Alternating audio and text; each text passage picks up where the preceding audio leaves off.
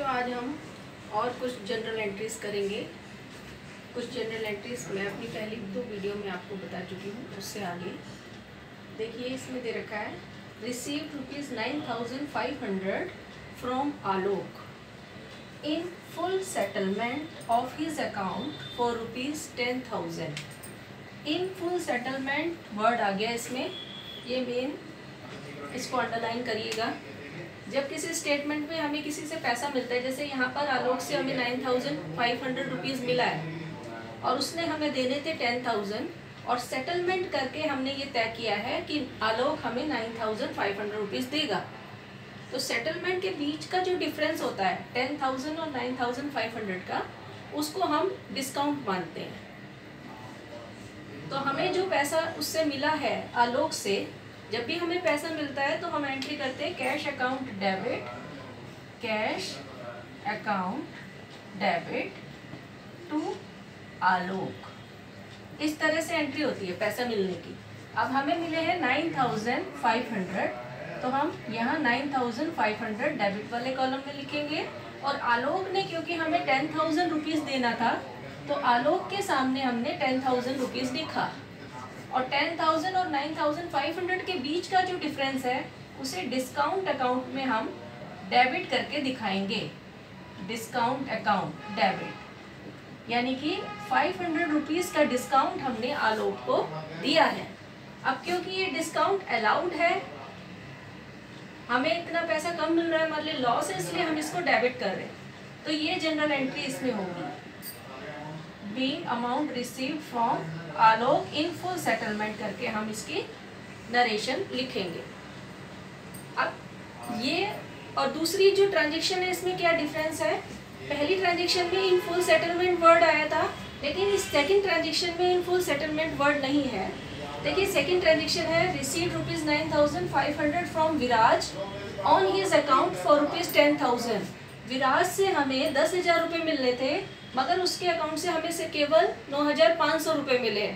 इस केस में डिस्काउंट नहीं शो करेंगे, इस केस में सिर्फ हम जितना पैसा हमें विराज से मिला है सिर्फ वो दिखाएंगे। तो पैसा रिसीव की एंट्री इस केस में हम दिखाएंगे कैश अकाउंट डेबिट टू विराज, और जितना पैसा मिला है उससे एंट्री दिखाएंगे 9,500। उसके बाद नीचे बीइंग करके नरेशन लिख दीजिएगा, बीइंग कैश रिसीव्ड फ्रॉम विराज। इसमें हमें सेटलमेंट वर्ड नहीं आया, इसलिए डिस्काउंट नहीं लेना। इसके बाद थर्ड ट्रांजेक्शन है पेड ₹4,800 टू प्रताप।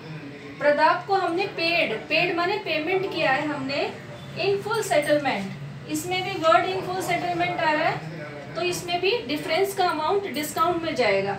अब क्योंकि हमें पेमेंट करनी थी प्रताप को 5,000 की और अब हम पेमेंट कर रहे हैं 4,800 की, तो इनके बीच का जो डिफरेंस है 200 रुपया, वो हमें डिस्काउंट रिसीव होगा। हमें कम पैसा देना पड़ रहा है और डिस्काउंट रिसीव हमारे लिए गेन है, इसलिए क्रेडिट करेंगे। पेमेंट की एंट्री आपको पता है, जिसको हम पैसा दे रहे हैं उसे डेबिट करेंगे। Pratap debit to cash account to discount account. यहाँ हम डिस्काउंट हमें मिल रहा है इसलिए क्रेडिट किया है। प्रताप को हमें देना था 5,000 रुपीज़, हमने प्रताप को दिया 4,800 रुपीज़ और 200 का हमें डिस्काउंट यहाँ रिसीव हुआ है, इसलिए हमने डिस्काउंट को क्रेडिट किया।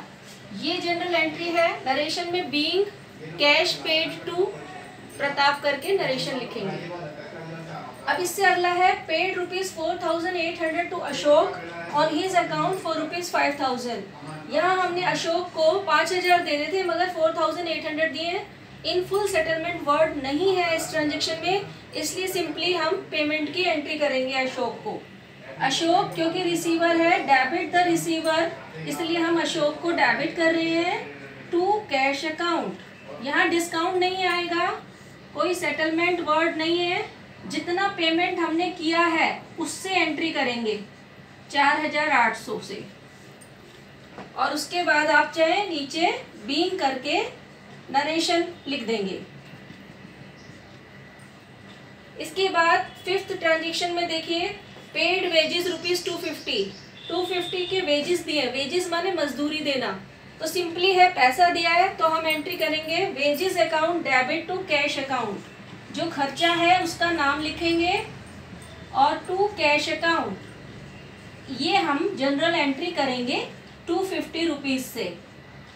ठीक है, उसके बाद नरेशन लिख दीजिएगा बीइंग वेजेस पेड, ये तो सिंपल एंट्री है। इसी को आगे देखिए नंबर 6 में यहाँ लिखा है paid wages ₹500 in cash as wages on the installation of a machine. एक मशीन लगाने पर वेजेस दिए हैं तो हमें वेजेस अकाउंट डेबिट नहीं करना, मशीन अकाउंट डेबिट करना है। Machine account debit to cash account. ध्यान दीजिएगा, जिस दिन हमने मशीन खरीदी है उस दिन का जो भी खर्चा है वो मशीन अकाउंट में डेबिट होता है, या जो भी हम फिक्स एसेट खरीदते हैं उसका नाम आता है। और वेजेस हमने आगे पीछे कभी भी मशीनें खरीदी है या फर्नीचर खरीदा उस पर वेजेस दिया है तो wages account debit to cash आता है। ये याद रखिएगा, इसलिए इन दोनों ट्रांजेक्शन को मैंने आमने सामने लिखा है। इनको अच्छे से पढ़िए, इनको अच्छे से समझिए, इनसे रिलेटेड मैं आपको असाइनमेंट भी भेजूंगी और इसके अलावा भी और जनरल एंट्रीज मैं आपको अगली वीडियो में कराऊंगी। Thank you.